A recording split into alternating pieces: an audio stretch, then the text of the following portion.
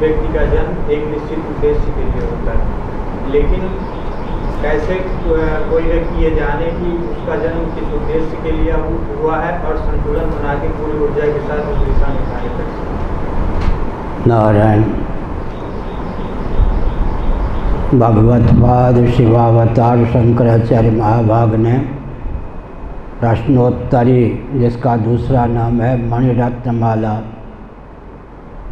उसमें एक प्रश्न उपस्थापित किया कि अनंत कोटि ब्रह्मांड में असंख्य प्राणी प्रतिक्षण जन्म लेते हैं।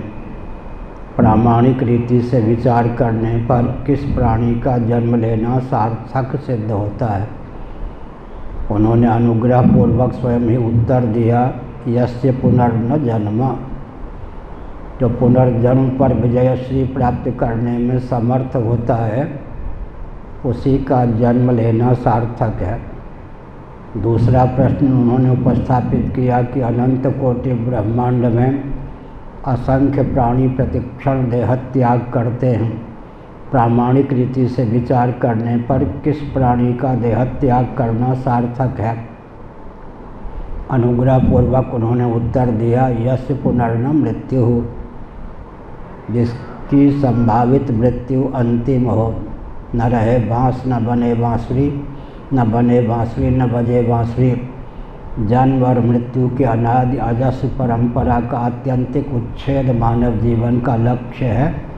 श्रीमद् भगवद गीता के 5वें अध्याय के अनुसार यहैव तैर्जितः सर्गो येषां साम्ये स्थितं मनः निर्दोषं समं ब्रह्म तस्माद् ब्रह्मणि ते स्थिताः।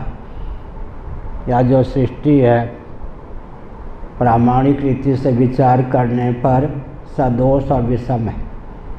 वैज्ञानिक भी भौतिकवादी भी कार्य प्रपंच को, अचित पदार्थ को विषम और सदोष मानने के लिए बाध्य हैं, लेकिन विषम और सदोष के मूल में एकमात्र ब्रह्म ही ऐसा है जो निर्दोष और सम है। जिन्होंने अपने जीवन काल में ही सकल विषम और सदोष अनात्मक प्रपंच से मन को कर्षित कर सम और निर्दोष परमात्मा, जिसको ब्रह्म कहते हैं, उसमें प्रतिष्ठित कर दिया, उन्हीं का जन्म लेना सार्थक है, अन्यों का नहीं। तो जन्म लिया है, जन्म का उद्देश्य है जीवन धन जगदीश्वर की अभिव्यक्ति या प्राप्ति। जीवस्य तत्व जिज्ञासा। आप जीविका की उपेक्षा मत कीजिए, परंतु ध्यान रखिए कि जीविका जीवन के लिए है, जीवन जीविका के लिए नहीं है। जीवन है जीवन धन जगदीश्वर की प्राप्ति के लिए। जीवस्य तत्व जिज्ञासा।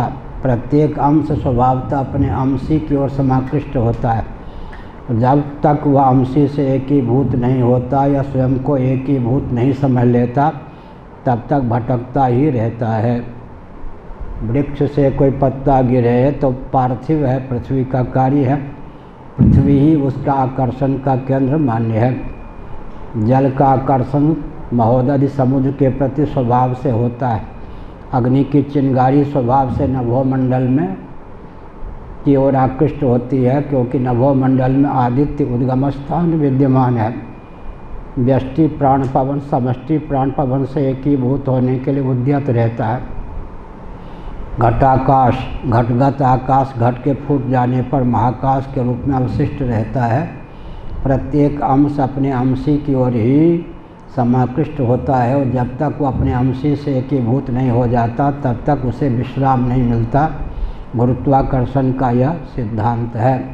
तो जीव अपने जीवन धन अंशी सदृश परमात्मा को समझ ले, क्योंकि जीव के जीवन का प्रयोजन क्या है?